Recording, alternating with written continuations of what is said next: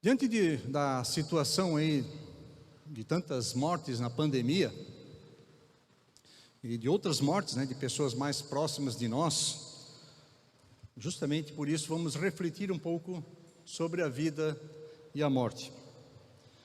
Eu quero começar essa mensagem, que é justamente uma vida, uma morte, com o texto bíblico de Eclesiastes 8:8. E nessa noite nós teremos bastante versículos bíblicos, então se você não conseguir acompanhar na sua Bíblia, não tem problema, vai ter os slides, você pode acompanhar com os slides, para que a gente possa se embasar mesmo na palavra de Deus. Não é aquilo que eu acho, mas o que a palavra de Deus nos instrui. Então, Eclesiastes 8:8 diz: ninguém tem o poder de conter o próprio espírito, tampouco tem poder sobre o dia da sua morte. Então a morte faz parte da vida, da existência, e nós precisamos conviver bem com isso. Na verdade, todas as pessoas, elas deveriam se preparar para esse momento tão importante na existência de todos nós nesse mundo. Só temos uma vida. Só temos uma vida. E do ponto de vista médico, a morte é a cessação clínica cerebral e cardíaca irreversível do organismo. Mas, biblicamente falando, é a separação da alma e espírito que dava vida àquele corpo. Algumas pessoas sentem pavor, da morte, como se fosse um mistério incompreensível. Isso está diretamente ligado ao medo do desconhecido. E existe cerca de 30 teorias sobre a vida e a morte. E algumas afirmações são até ridículas. E outras são bem conhecidas, e outras estão mexendo com a cabeça do povo. E eu vou mencionar apenas algumas. Talvez até você já tenha ouvido falar. Algumas pessoas acreditam que o universo delas começa no nascimento e termina basicamente com a morte, cessando ali toda a vida. Alguns acreditam na teoria da simulação, que defende a ideia de que tudo está programado por um ser superior. A teoria do budismo acredita na reencarnação após a morte. Então existem diferentes reinos nos quais você irá renascer após a morte, seja como Deus, semideus, humano, animal ou fantasma. A teoria do hinduísmo chama a morte de grande jornada, quando a alma aprendeu as suas lições e completou seu karma em uma vida. Então ela deixa o corpo físico e continua a reencarnar até que seus karmas todos sejam resolvidos. Existe também a teoria do universo paralelo, afirma que quando morrermos estaremos vivendo no mesmo universo de antes, apenas numa porção diferente do tempo e do espaço. Existe a teoria da cabeça congelada. Acredite se quiser, que eles acreditam que congelando-se após a morte, serão preservados para o futuro. E tem uma teoria que talvez até você já viu, as teorias da série de televisão, que geram um cenário fictício, onde você encontra sua alma gêmea, alguns lá, você come iogurte, tem casa customizada, entre outras baboseiras mais, e cria uma ideia fantasiosa muito longe da realidade. Então existe muita desinformação, gerando muita confusão na mente das pessoas. Mas tem muitas pessoas buscando com sinceridade respostas verdadeiras sobre a sua existência, sobre a sua vida e em especial sobre a sua morte. Mas é somente na Bíblia que nós encontramos uma resposta coerente e sincera. Então eu quero convidar você a ler Colossenses 2, capítulo 2, versículos 9 a 12. Colossenses 2, 9 e 12. E o texto diz: pois em Cristo habita corporalmente toda a plenitude da divindade. Vocês foram sepultados com Ele no batismo, e com Ele foram ressuscitados mediante a fé no poder de Deus, que o ressuscitou dentre os mortos. Então, precisamos entender uma coisa, irmãos. O discípulo de Cristo, ele morre no início da sua vida cristã. Ali ele morreu.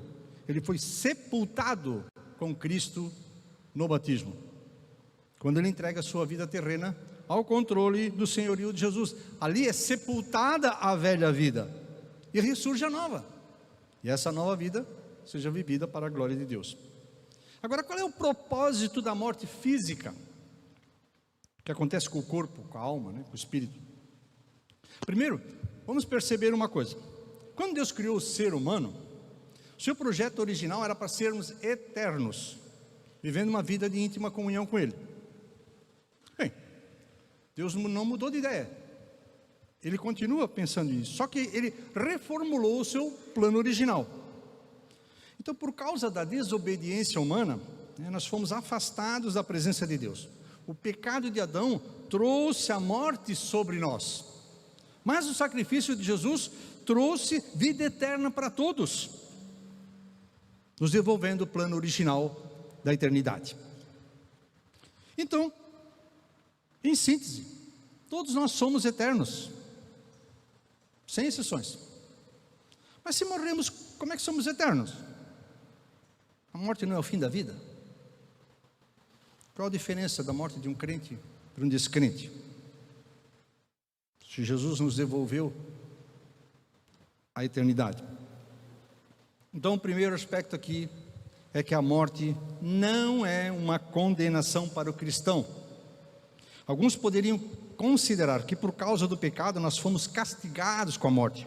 De certa forma é uma punição, sim, mas nossa dívida foi paga por Cristo. Então Ele, Jesus, já recebeu sobre si o castigo que eu e você merecíamos, e por isso nós fomos libertos. Então, portanto, louvores a Jesus. Por isso nós cantamos louvores a Jesus, que Ele nos livrou da morte eterna. Aleluia!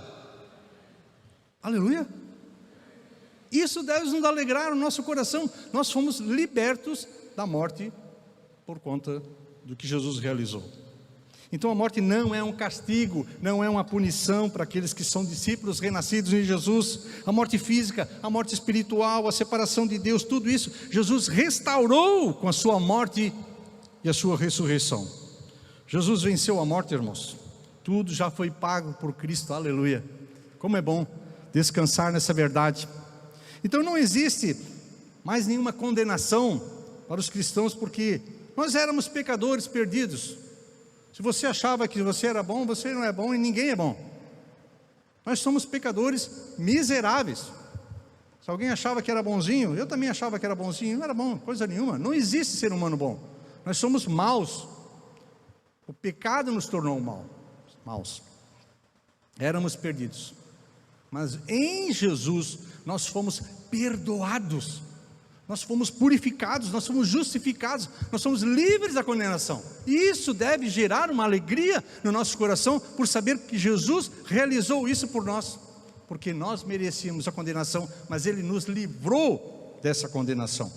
Então nós estamos livres de acusação por parte de Satanás, nós estamos livres da condenação eterna, e nós estamos livres para desfrutar a eternidade. É por isso que nós podemos celebrar. Nós podemos festejar em Jesus, somos livres para comemorar a vitória em Jesus Cristo. Agora, sem Jesus, as pessoas estão prisioneiras na lei do pecado que leva para a morte. Eu creio que Deus poderia ter eliminado todo o mal de uma vez só. Podia. Mas Ele resolveu que viveríamos num mundo decaído, porque Ele é soberano. E Ele decidiu assim e está decidido. Agora, Jesus avisou que nós teríamos aflições, mas Ele também disse que já venceu o mundo. Isso nós precisamos interiorizar.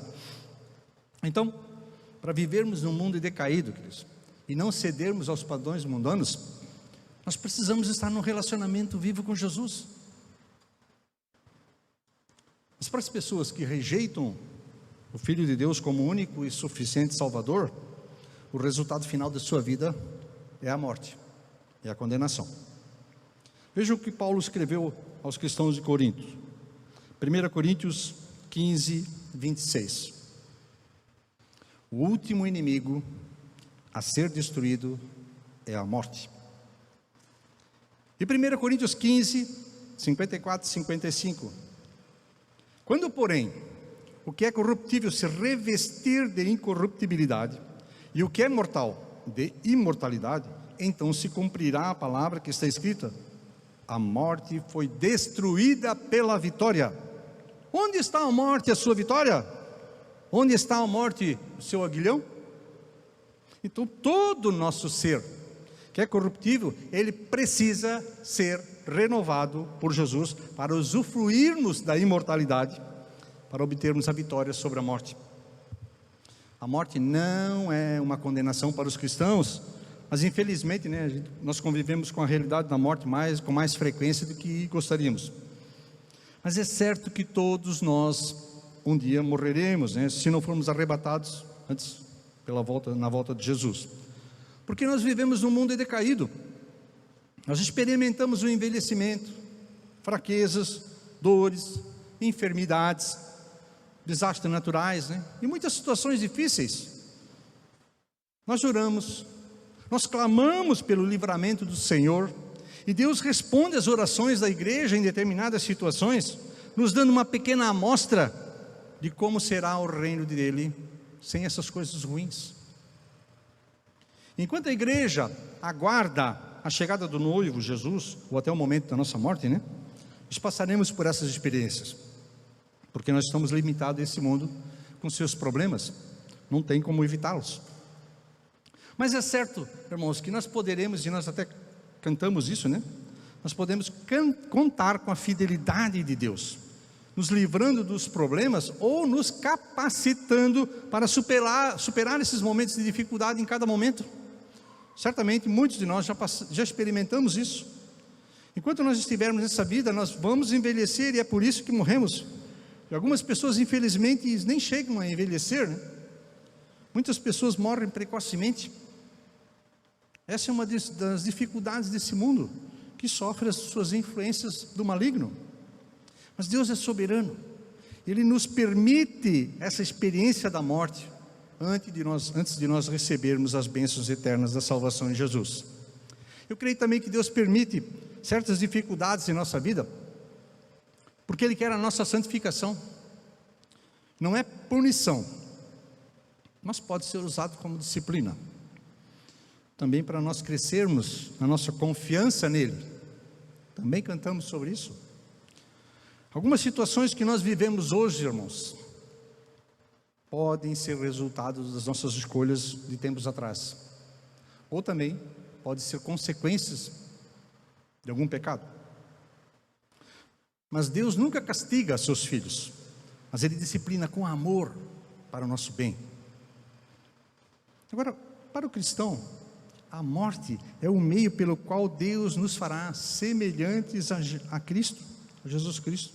Nós seremos ressuscitados na volta de Jesus, nós teremos corpos glorificados, aleluia. E os cristãos então não precisam ter medo da morte, porque é realmente uma passagem para uma vida melhor, a vida eterna com Deus. Veja o que Filipenses 3, 10 e 11 nos diz: quero conhecer a Cristo, ao poder da sua ressurreição e a participação em seus sofrimentos, tornando-me com Ele em sua morte, para, de alguma forma, alcançar a ressurreição dentre os mortos. A morte é a consequência do pecado original, mas Deus usa essa experiência para aprofundar nossa comunhão com Ele e a nossa confiança nele. Agora, os descrentes, você pode perceber que eles querem preservar a vida a todo custo, e esse não deve ser o principal objetivo do cristão. Nosso objetivo maior, irmãos, é obedecer a Deus, o que é mais importante do que preservar a própria vida. Leia os evangelhos e veja a vida dos apóstolos e tantos mártires que não negaram a fé em Cristo, mesmo diante da ameaça da morte. Tanto os apóstolos, como outros tantos cristãos da atualidade. Veja o que diz Lucas 17, 33. Quem tentar conservar a sua vida, a perderá. E quem perder a sua vida, a preservará.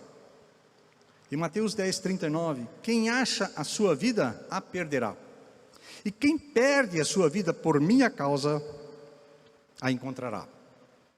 É importante perceber que a nossa vida como cristão não pertence mais a nós, pertence ao Senhor. Mas é importante entender um pouco a morte, né? E esse é o segundo aspecto, de entender a morte.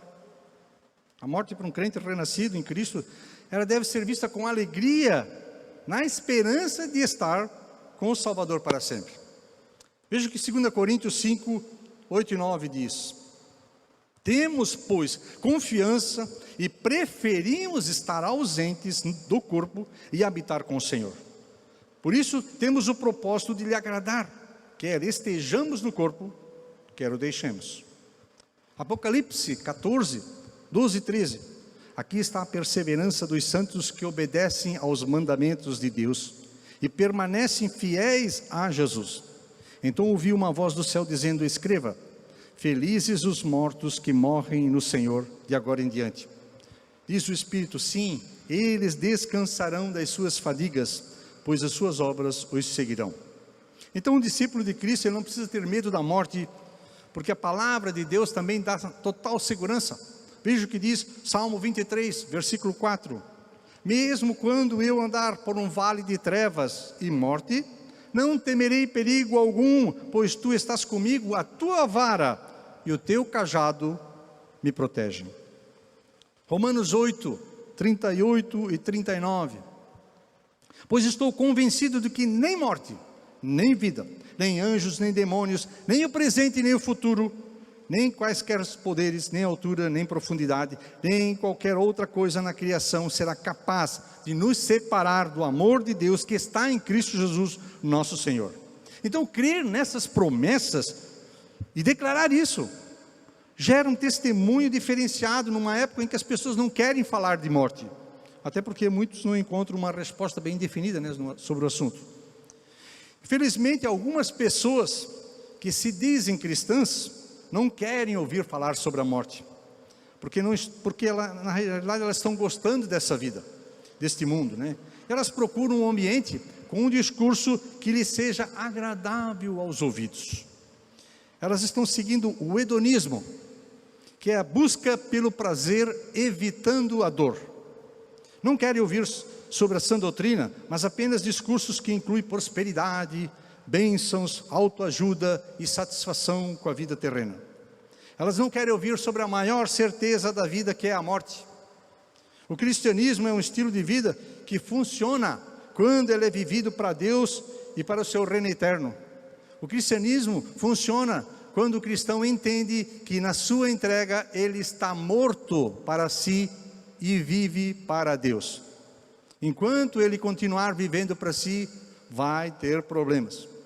Nós precisamos então desenvolver uma postura de tranquilidade diante do medo da morte, crendo nas muitas promessas da palavra de Deus. Nós não simplesmente devemos ler a palavra, mas nós precisamos crer e viver essa palavra. Agora, quando nós sofremos a perda de um ente querido, né, um familiar, um amigo cristão achegado, é certo que nós vamos experimentar a tristeza por um tempo, mas é uma mistura de sentimentos, de tristeza pela perda e pela saudade que fica com alegria, pela certeza da salvação que a pessoa tinha em Jesus Cristo. Certamente muitos aqui já experimentaram essa situação, partiu para estar com o Senhor, né? Como Paulo diz lá em Filipenses 1, 21 a 23, infinitamente melhor, né? O fato, amados, de nós lamentarmos, de nós chorarmos pela morte de um cristão, ele não deve ser considerado como falta de fé. Isso é natural, isso é humano, isso é perfeitamente normal. E a alegria em Jesus vai superar a tristeza da perda temporária. Veja o que diz lá em Atos 8, 2. Alguns homens piedosos sepultaram Estevão e fizeram por ele grande lamentação. Se dissesse aqui as mulheres, né? Até o pessoal ia dizer, não, a mulher chora muito, né? Não, mas aqui está falando dos homens, porque reconheciam nele, Estevão, e lamentaram. Jesus também chorou por causa da morte de seu amigo Lázaro. Veja lá João 11, 33 a 36. O texto diz: ao ver chorando Maria e os judeus que a acompanhavam, Jesus agitou-se no espírito e perturbou-se. Onde o colocaram? Perguntou ele. Vem e vê, Senhor, responderam eles. Jesus chorou. Então os judeus disseram: vejam como ele o amava. É natural então sentir tristeza na morte de parentes e amigos cristãos, mas ela virá acompanhada de uma alegria, irmãos, da esperança, da adoração e da gratidão pelaquela vida, daquela pessoa. É esperança apesar do luto. O luto ele pode chegar de uma forma inesperada na nossa vida, mas o cristão ele pode se apegar na promessa de Jesus declarada no Evangelho de João 11:25, que diz: eu sou a ressurreição e a vida, aquele que crê em mim, ainda que morra, viverá. Amém? Mas e quando morre uma pessoa que sabemos que não tinha um compromisso de vida com Cristo, que não conhecia o Evangelho, ou que não quis assumir esse compromisso, né? Ou aquela ainda que se achava salva já, né? Paulo, ele sentiu uma grande tristeza e uma constante agonia em seu coração em relação aos judeus que rejeitaram a salvação através de Jesus. Está lá em Romanos 9, de 1 a 3. Isso pode acontecer em determinadas situações, quando uma pessoa até pode aceitar ao Senhor Jesus na beira da morte, mas isso é muito arriscado. E aqui eu quero dar um breve testemunho. Eu me converti em 11 de março de 84. Era um domingo. Na segunda-feira, dia 12, meu pai foi atropelado. Aí ele ficou em torno de uns 14, 15 dias na UTI. Naquela época, tinha o pastor missionário alemão lá, o pastor Eric Geil, e ele e uma irmã, alguns vão lembrar aqui, a Sueli, faziam um trabalho assim nos hospitais, e eles foram lá, eu fui junto, apresentar o Evangelho. Tinha acabado de me converter, não sabia nada, né? Mas eu sabia que alguém sabia. Então essa pessoa que sabia, fui lá e levei para eles. Levei até ele. E ele ouviu, chorou, se arrependeu e aquela coisa toda. Eu pensei na hora lá, na situação que ele estava, qualquer um chorava. Mas o que aconteceu? Bom, ele entregou a sua vida a Jesus. E aí alguns podem perguntar: mas não foi batizado. Existe uma diferença entre o indivíduo não poder ser batizado e não querer ser batizado, né? Ali não pôde. Agora, não há como prever uma situação dessas, irmãos. Talvez não tenhamos uma prova determinante dessa decisão. E aí o que se faz com isso? O fato é que em alguns casos a gente não sabe o que acontece. Por isso é importante a tomada de decisão de uma maneira consciente. Em 85, quando eu me batizei, uma oração no meu coração é que a minha mãe também fosse tocada pelo Senhor. E no dia do meu batismo, houve um apelo lá e ela assumiu um compromisso com Jesus. Anos mais tarde, né, muitos anos depois, ela foi acometida pelo mal de Alzheimer. Mas ela já tinha o Senhor. E quando eu visitava a minha mãe, ela estava totalmente fora, né, da realidade. Mas quando eu pegava na minha mãe, eu vinha aqui orar para Jesus, e pegava na mão dela, literalmente, ela dava um clique. Sim, era como se tivesse conectado. Não como não, né? Eu tenho certeza que era o Espírito Santo que estava ali, eu orava com ela. Quando eu dizia amém, em nome de Jesus, pronto, desconectava, ela ficava fora de novo. Agora, se eu não tivesse perseverado no desejo de querer ver ela com Cristo, depois não teria mais a chance. Então, se você tem algum familiar, alguém, é importante a perseverança, a oração, o clamor, o jejum e o anúncio da palavra. É importante passar por todo o processo do novo nascimento, que é crer, ser batizado, permanecer fiel a Jesus até a morte. Mas também é muito importante lembrar que a decisão pela entrega a Cristo é individual. Ela precisa ser acompanhada de um entendimento, do crer, de saber que de fato o que está acontecendo. Não simplesmente assumir um compromisso assim, não sabe nem o que está acontecendo. Não, tem que ter clareza e entendimento. Tem que saber quais as implicações espirituais, né? Tudo que envolve o espírito, a alma e o corpo desse indivíduo. Porque quando nós perdemos alguém próximo de nós, né, que nós sabemos que nunca tomou uma decisão de seguir a Jesus, que nunca o reconheceu como Senhor e Salvador, a gente fica triste e pode até gerar uma frustração, né? Mas nós precisamos entender uma coisa, que apesar dos nossos esforços e da nossa oração em favor daquela pessoa, a decisão e responsabilidade pelo destino espiritual é exclusivamente dela. Porque às vezes pode vir uma acusação, o inimigo vem, né? Não, mas é porque tu deixou de fazer isso. Não, a decisão é dela. Deus respeita essa decisão. Nós também devemos fazer o mesmo. Apesar de nós sabermos a gravidade da situação, queridos, nós não devemos, né, nos culpar quando uma pessoa próxima de nós decide, né, não tomar essa decisão, morre sem essa decisão clara e definitiva. Só Deus conhece a intimidade de cada um. Agora, o que nós não podemos é dar garantias, né, de que uma pessoa sendo descrente, quando morrer estará salva, porque isso é uma informação falsa. E nós não podemos simplesmente dizer, não, ela está salva, ela descansou. Não. Se ela passou por um processo, querido, tudo bem. Agora, não dá garantias de quem não demonstrou arrependimento. Deixa as coisas com Deus. E o terceiro aspecto que eu gostaria de compartilhar com vocês é, e depois da morte do corpo? O que acontece? Hebreus 9, 27 a 28.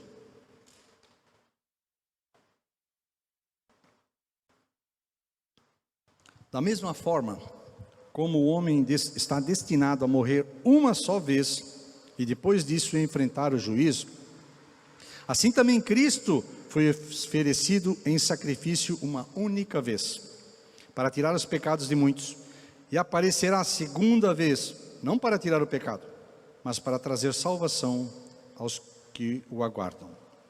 Então esse texto aqui, ele deixa claro que morreremos apenas uma vez. Também deixa claro que depois que a pessoa morrer, ela estará diante de Deus para o juízo. O texto aqui também está falando que Cristo morreu uma só vez, pelos pecados. Depois ele vai voltar a segunda vez, mas para buscar os seus. Então, ao morrermos, nós estaremos diante de Deus para prestar as contas de nossa vida, e ali teremos uma resposta final, né? Os discípulos de Jesus, fiéis até a morte, terão o Salvador que nos justifica diante do Pai, e estarão na vida eterna com Deus, no céu, no paraíso, né? Lógico que vão aguardar a ressurreição dos corpos mortos, né? Quando ocorrer a volta de Jesus. E os descrentes, os infiéis, receberão a condenação eterna sem apelações. Por isso, não há sustentação bíblica para defender teorias como purgatório, oração pelos mortos, consulta aos mortos, sono da alma.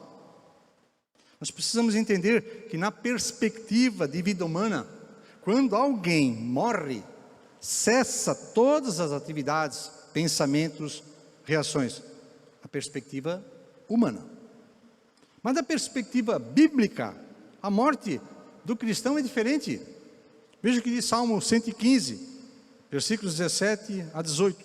Os mortos não louvam o Senhor, tampouco nenhum dos que descem ao silêncio, mas nós bendiremos ao Senhor, desde agora e para sempre. Aleluia. Então o cristão, vivo ou morto, louvará o Senhor, porque a morte não é um cessar de atividades de vida, mas apenas uma mudança de ambiente. Sairemos desse mundo decaído e estaremos para sempre com Deus. Então a morte do cristão é a interrupção da vida neste corpo e a separação da alma e do espírito. Eu creio, existem outras pessoas que pensam diferente, mas eu creio que o ser humano é composto de corpo, alma e espírito. 1 Tessalonicenses 5, 23 diz que o próprio Deus da paz os santifique inteiramente, que todo o espírito, alma e corpo de vocês seja conservado irrepreensível na vinda de nosso Senhor Jesus Cristo. Então, corpo é esse receptáculo temporário que recebe a alma e o espírito humano, que tem uma durabilidade limitada, pois morre. é pó, vai voltar ao pó. A alma é a nossa psique, né? Que é o conjunto das características psíquicas de uma pessoa, a nossa personalidade que nos faz sermos seres únicos e que tem durabilidade eterna.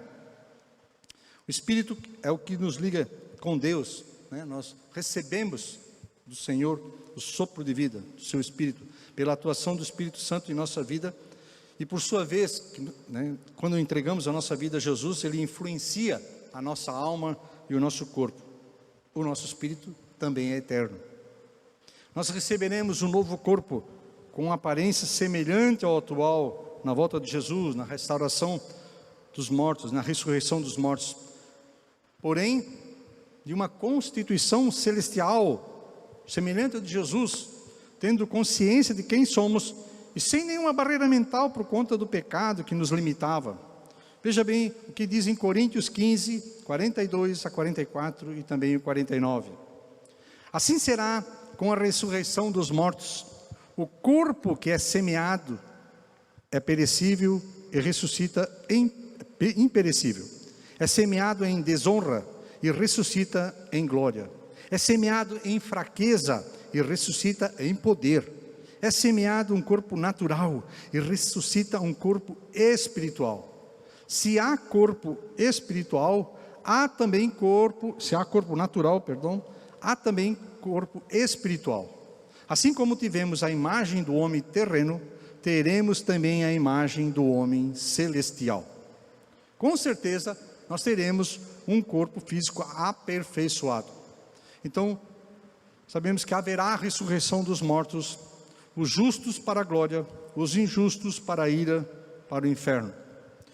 E após a morte, nossa alma e espírito vão diretamente para a presença de Deus.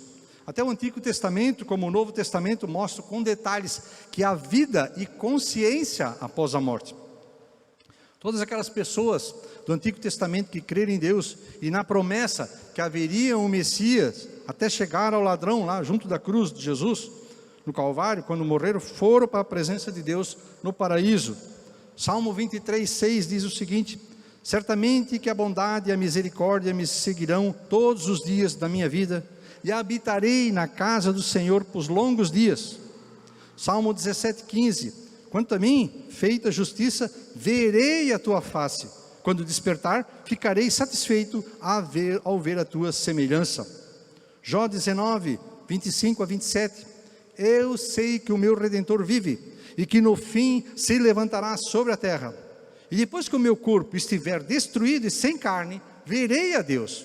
Eu o verei, com os meus próprios olhos, eu mesmo e não outro, como anseia no meu peito o coração. Mateus 22, 32 diz, ele não é Deus de mortos, mas de vivos. Lucas 23, 42 a 43, então ele disse, Jesus, lembra-te de mim quando entrares no teu reino. Jesus lhe respondeu, eu lhe garanto, hoje você estará comigo no paraíso. 2 Coríntios 5, 6 e 8, portanto, temos sempre confiança e sabemos que enquanto estamos no corpo, estamos longe do Senhor, porque vivemos por fé e não pelo que vemos. Temos, pois, confiança e preferimos estar ausente do corpo e habitar com o Senhor. E o que acontece com os descrentes? Aquelas pessoas que morreram e não se converteram a Cristo, que não experimentaram o novo nascimento? Os descrentes cumprirão o que Jesus declarou no Evangelho de João 5:29. Os que fizeram o bem ressuscitarão para a vida, e os que fizeram o mal ressuscitarão para serem condenados. Então reforça aqui a ideia de que há uma necessidade de uma conversão em vida ao senhorio de Jesus. Não há na Bíblia nenhum ensino pelo qual haverá uma segunda chance, para a salvação após a morte. O texto de Lucas 16, 19 a 31, você pode ler em casa com mais detalhe, é um texto mais longo. Trata da morte do rico e do Lázaro. Ele não dá nenhuma esperança dessa mudança após a morte. Apesar de ser uma parábola, a parábola também tem ensino. Eles ali estão conscientes. É interessante que até esse rico ele tinha conhecimento sobre o reino de Deus, E muitas pessoas dizem acreditar em Deus. Elas reconhecem Jesus como um homem que morreu na cruz, e até alguns leem a Bíblia. Mas, no entanto, eles não querem viver sob o senhorio de Jesus, com esse compromisso de vida com Jesus, né? Agora veja bem o que diz Gálatas 6, 7, 8. Não se deixe enganar, de Deus não se zomba, pois o que o homem semear, isso também colherá. Quem semeia para a carne, da carne colherá a destruição, mas quem semeia para o Espírito, do Espírito colherá a vida eterna. Cristo tomou o nosso lugar na morte, se tornando nosso único Redentor. Então a certeza da vida após a morte está fundamentada em Jesus Cristo. A maioria das pessoas quer a salvação, mas nem todos querem render sua vida a Jesus. E sem isso, queridos, sem a rendição a Jesus Cristo, não há salvação, é só religião, é um engano, é uma ilusão. E a Bíblia não deixa ninguém ser iludido. Deus é honesto, Deus é verdadeiro. Se você está vivendo um relacionamento de intimidade com Deus, a cada dia, tem experimentado o perdão dos pecados, se tem procurado viver em santidade, se tem procurado testemunhar do que Deus está falando, fazendo na sua vida, né, que já fez na sua vida e que está fazendo, continue assim, persevere, fique tranquilo.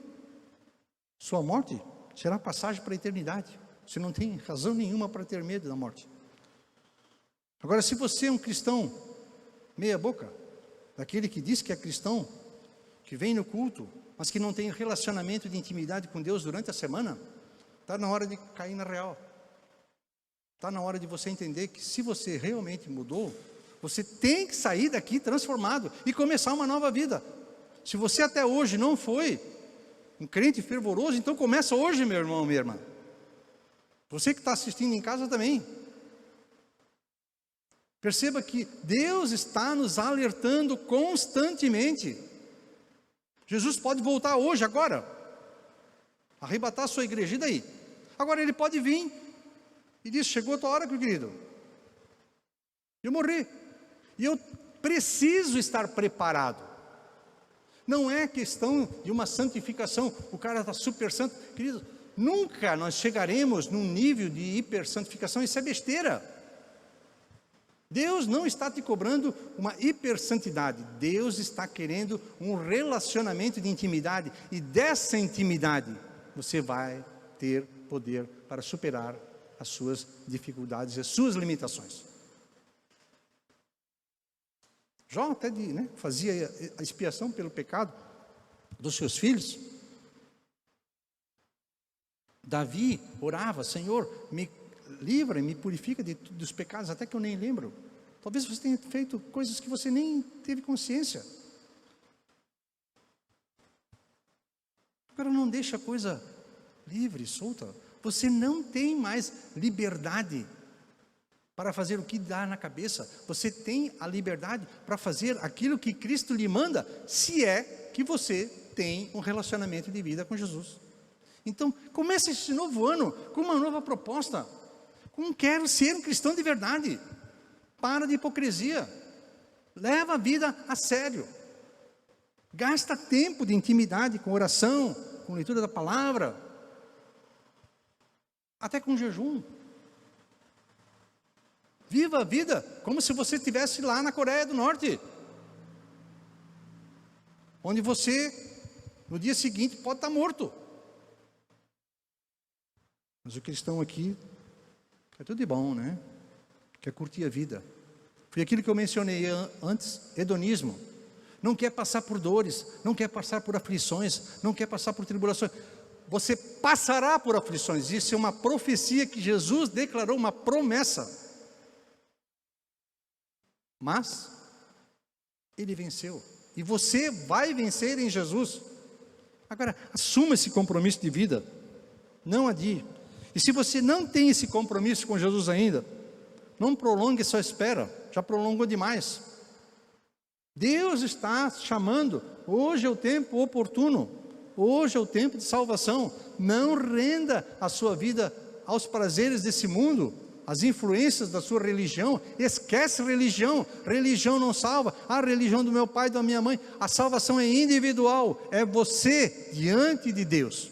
somente.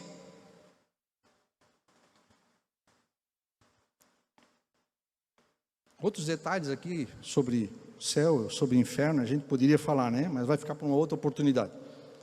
Mas fica ainda um alerta da palavra de Deus. Eu quero concluir com esse texto bíblico e quero que isso também fale ao seu coração. Apocalipse 2:7 diz: aquele que tem ouvidos, ouça o que o Espírito diz às igrejas. Ao vencedor darei o direito de comer da árvore da vida que está no paraíso de Deus. Aleluia, amém? Curve a sua cabeça, vamos orar ao Senhor. Querido Deus, a Tua palavra diz que ela é viva e eficaz, eu creio nisso. Eu te peço que o Senhor fale a cada coração, tanto aqueles que já estão vivendo uma proposta de vida com Jesus, aqueles cristãos, como talvez alguns cristãos que não estão vivendo tudo aquilo que poderiam estar vivendo contigo. Aviva-os, Senhor, renova, enche-os de alegria da salvação, perdoa-lhes os pecados, Senhor, purifica-os, que eles se sintam perdoados e purificados. Não deixa que o inimigo fique lhes acusando, porque Jesus já perdoou os seus pecados. Que se apropriem do perdão, mas que haja um arrependimento sincero e verdadeiro. E aqueles, Senhor, que ainda não tomaram uma posição por Cristo, que sejam tocados e convencidos pelo Espírito Santo de que há necessidade de uma tomada de decisão urgente. Faz a obra, Senhor, transforma os seus corações, as suas mentes, que eles possam experimentar o Teu amor genuíno que provém da cruz, que eles possam se sentir amados, amparados, tocados, perdoados, que eles se sintam purificados pelo Senhor, Pai. Faz a Tua obra, Senhor, e que eles sejam encaminhados para uma decisão consciente, se envolvam na vida da Tua igreja, sejam participativos, ativos, sejam uma bênção, sejam frutíferos para a Tua glória e para o Teu louvor. Abençoa essa comunidade, Senhor, transforma os nossos corações em corações de carne, Senhor, em corações quebrantados, em corações rendidos, apaixonados por Jesus, com o desejo de engrandecer o Teu nome, Senhor, em qualquer ambiente, que sejam representantes dignos, Senhor, do Teu nome, e que sejam aquelas pessoas que exalem o amor de Cristo, porque o Senhor está voltando, está prestes a chegar, Senhor. Desperta-nos, Senhor, um espírito de urgência, que possamos ser instrumento de bênção, Senhor, nos nossos familiares, nos nossos vizinhos, nos nossos relacionamentos de trabalho, de estudo, enfim, todos os contatos, sejam eles mais específicos ou mais recentes, que o Teu Espírito nos dê essa oportunidade de semear a Tua palavra, porque os resultados certamente serão contigo e serão abençoadores. Abençoa o Teu povo, Senhor, com poder e ousadia, para testemunhar com eficácia na dependência do Teu Espírito. E assim eu oro em nome de Jesus. Amém.